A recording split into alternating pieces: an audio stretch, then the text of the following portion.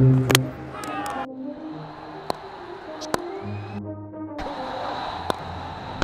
মাত্র 12 রান, তাহলেই বিরল এক রেকর্ড করে ফেলবেন ভারত অধিনায়ক রোহিত শর্মা। বৃহস্পতিবার চ্যাম্পিয়ন্স ট্রফিতে ভারতের প্রথম ম্যাচ বাংলাদেশের সঙ্গে। এই ম্যাচে 12 রান করতে পারলেই ওয়ানডে ফরম্যাটে 11,000 রান হয়ে যাবে হিটম্যানের।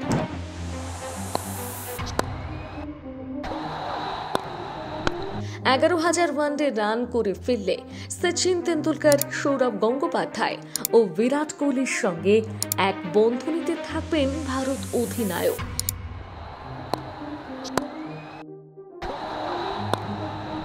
এই নজির গড়লে ক্রিকেট ইতিহাসে তিনি হবেন 10ম ব্যাটার। 260টি ওয়ানডে ইনিংস খেলেছেন রোহিত।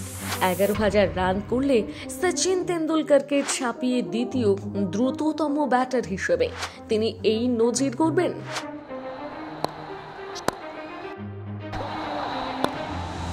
প্রথমে রয়েছেন বিরাট কোহলি। 222টি ইনিংসে 11,000 রানের মাইল ফলকে পৌঁছে বিরাটই দ্রুততম। ঘরের মাঠে ইংল্যান্ডকে 3 ম্যাচের ওয়ানডে সিরিজে হারিয়ে চ্যাম্পিয়ন্স ট্রফি খেলতে নামছে ভারত।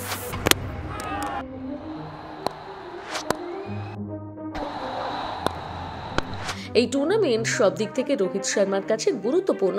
চ্যাম্পিয়ন ট্রফি জিতে দেশে ফিরলে নিন্দুকদের মুখ বন্ধ হয়ে যাবে।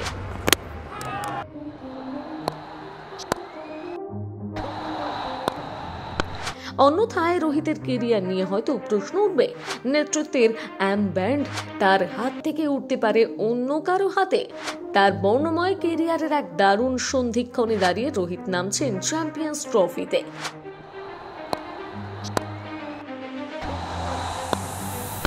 প্রথম ম্যাচে নামার আগে রোহিত অবশ্য আত্মবিশ্বাসী। বাংলাদেশের বিরুদ্ধে প্রথম ম্যাচে নামার আগে রোহিতকে বলতে শোনা গিয়েছে, যদি দুবাইয়ের আকাশ মেঘাচ্ছন্ন থাকে, আমাদের অস্ত্রাগারে রয়েছে ভালো বোলার।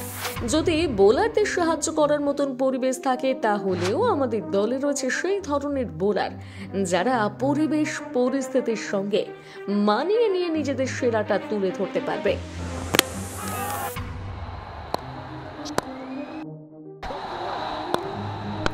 রোহিত আরো বলেন, জাদেজা, অক্ষর এবং ওয়াশিংটন আমাদের খেলাকে অন্য মাত্রায় পৌঁছে দিয়েছে।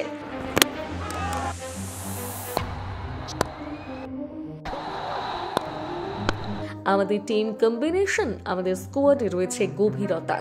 আমরা এমন খেলোয়াড়দের নিতে চেয়েছি যাদের 2 ধরনের দক্ষতা রয়েছে। প্রথম ম্যাচে ভারত কি করে তা দেখার অপেক্ষায় গোটা দেশ।